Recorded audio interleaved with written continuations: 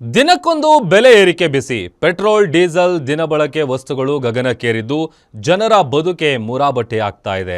ಇದಿಷ್ಟೇ ಅಲ್ಲ, ಮುಂದೆ ಭಾರತದಲ್ಲಿ ಕಂಡು ಕೇಳರಿಯದ ಬಡತನ ಬರುತ್ತಾ, ಆಹಾರಕ್ಕೂ ಪರದಾಡೋ ಪರಿಸ್ಥಿತಿ ತಲೆದೂರುತ್ತಾ ಅನ್ನೋ ಆತಂಕ ಶುರುವಾಗಿದೆ.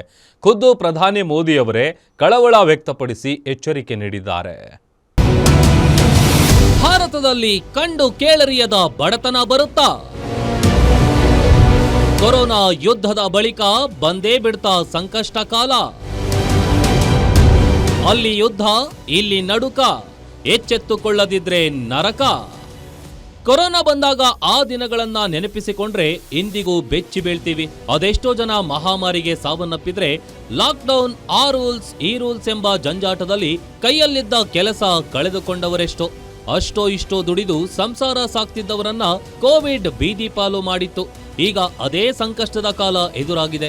ಪೆಟ್ರೋಲ್, ಡೀಸೆಲ್ ಬೆಲೆ ಏರಿಕೆ, ಸಿಲಿಂಡರ್ ಸಿಗದೆ ಪರದಾಟ, ದುನಿಯಾದಲ್ಲಿ ಎಲ್ಲವೂ ದುಬಾರಿಯಾಗ್ತಿದ್ದು ಜೀವನ ನಡೆಸೋದು ಹೇಗೆ ಅನ್ನೋದೇ ದೊಡ್ಡ ಚಿಂತೆಯಾಗಿದೆ.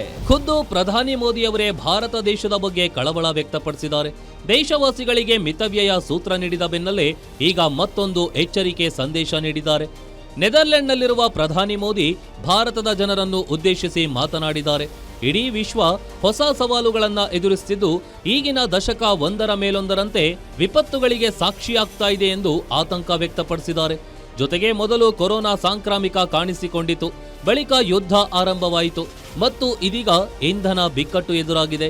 ಈ ದಶಕ ವಿಶ್ವದ ಪಾಲಿಗೆ ವಿಪತ್ತಿನ ದಶಕವಾಗಿ ಹೊರಹೊಮ್ಮುತ್ತಿದೆ ಎಂದಿದ್ದಾರೆ. तो पूरी मानवता को उसका फायदा होता है, लेकिन आज मानवता के सामने अनेक बड़ी चुनौतियां भी है. आज की दुनिया किस तरह नई नई चुनौतियों से जूझ रही है. पहले कोरोना आया, फिर युद्ध होने शुरू हो गए और अब आज की एनर्जी क्राइसिस है. ये दशक दुनिया के लिए आपदाओं का दशक बन रहा है.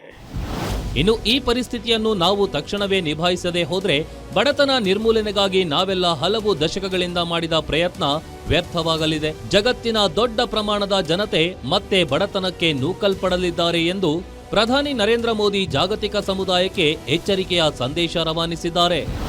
हम सभी देख रहे हैं, अगर ये स्थितियां तेजी से नहीं बदली गई तो बीते अनेक दशकों की उपलब्धियों पर पानी फिर जाएगा.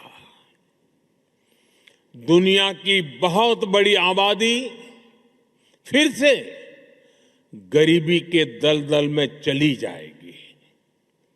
साथियों, ऐसी वैश्विक परिस्थितियों में आज दुनिया रेजिलिएंट सप्लाई चेन की बात कर रही है और तब भारत और नीदरलैंड मिलकर एक ट्रस्टेड, ट्रांसपेरेंट और फ्यूचर रेडी सप्लाई चेन बनाने में जुटे हैं.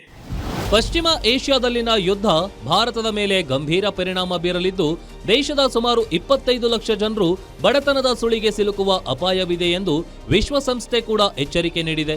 ಇದು ಭಾರತದ ಮಾನವ ಅಭಿವೃದ್ಧಿ ಸೂಚ್ಯಂಕ ಪ್ರಗತಿಯನ್ನು ಕುಂಠಿತಗೊಳಿಸಲಿದೆ ಎಂದು ವರದಿ ನೀಡಿದೆ. ಹಾಗಾದ್ರೆ ಭಾರತದ ಮೇಲೆ ಯುದ್ಧದ ಪರಿಣಾಮಗಳೇನು ಅನ್ನೋದನ್ನ ನೋಡೋದಾದ್ರೆ, ಭಾರತವು ಅಗತ್ಯ ವಸ್ತುಗಳಿಗಾಗಿ ಪಶ್ಚಿಮ ಏಷ್ಯಾದ ಮೇಲೆ ಅವಲಂಬನೆ. ಭಾರತದ ತೈಲ ಅಗತ್ಯತೆಯ 90%ಕ್ಕೂ ಹೆಚ್ಚು ಆಮದು ಇಲ್ಲಿಂದಲೇ. 40% ಕಚ್ಚಾ ತೈಲ, 90% LPG ಪಶ್ಚಿಮ ಏಷ್ಯಾದಿಂದಲೇ ಬರುತ್ತೆ. ಭಾರತದ 45% ರಸಗೊಬ್ಬರ ಆಮದು ಈ ಪ್ರದೇಶದಿಂದಲೇ ಆಗತ್ತೆ. ಸಮುದ್ರ ಮಾರ್ಗಗಳ ಅಡಚಣೆಯಿಂದಾಗಿ ಸಾಗಣೆ ವಿಳಂಬವಾಗುತ್ತಿದೆ. ಆಹಾರ ಸಂಸ್ಕರಣೆ, ಕಟ್ಟಡ ನಿರ್ಮಾಣ ಸಾಮಗ್ರಿಗಳು, ಉಕ್ಕು ಆಧಾರಿತ ಉತ್ಪಾದನೆ, ರತ್ನ ಮತ್ತು ಆಭರಣ ಉದ್ಯಮ ಸಂಕಷ್ಟಕ್ಕೀಡಾಗಿದೆ. ಭಾರತಕ್ಕೆ ಬರುವ ವಿದೇಶಿ ಹಣದ ಪೈಕಿ 38ರಿಂದ 40% ಪಾಲು ಇಲ್ಲಿಂದಲೇ. ಗಲ್ಫ್ ರಾಷ್ಟ್ರಗಳ ಆರ್ಥಿಕತೆ ಮಂದಗತಿಯಾದ್ರೆ ಭಾರತದ ಆದಾಯಕ್ಕೆ ಪೆಟ್ಟು ಬೀಳಲಿದೆ. ಜೂನ್ನಲ್ಲಿ ಆರಂಭವಾಗುವ ಖಾರಿಫ್ ಬಿತ್ತನೆ ಅವಧಿಯಲ್ಲಿ ರಸಗೊಬ್ಬರ ಅಲಭ್ಯತೆ, ಹರ್ಮೋಜ್ ಜಲಸಂಧಿಯ ಅಡಚಣೆಯಿಂದಾಗಿ ವೈದ್ಯಕೀಯ ಉಪಕರಣಗಳ ಬೆಲೆ ಹೆಚ್ಚಳವಾಗಿದೆ. ಒಟ್ಟಾರೆ ಮಧ್ಯಪ್ರಾಚ್ಯದಲ್ಲಿ 3 ತಿಂಗಳು ಕಳೆದರೂ ವಾರ್ ನಿಲ್ತಿಲ್ಲ. ಇದು ಇದೇ ರೀತಿ ಮುಂದುವರೆದ್ರೆ ಭಾರತ ಸೇರಿ ಹಲವು ದೇಶಗಳಲ್ಲಿ ಸಂಕಷ್ಟ ಎದುರಾಗೋದ್ರಲ್ಲಿ 2 ಮಾತಿಲ್ಲ. ಮುಂದೆ ಸರ್ಕಾರಗಳು ಯಾವ ರೀತಿ ಪರಿಸ್ಥಿತಿಯನ್ನ ನಿಭಾಯಿಸುತ್ತವೆ ಅನ್ನೋದೇ ಕುತೂಹಲವಾಗಿದೆ. News desk, guarantee news.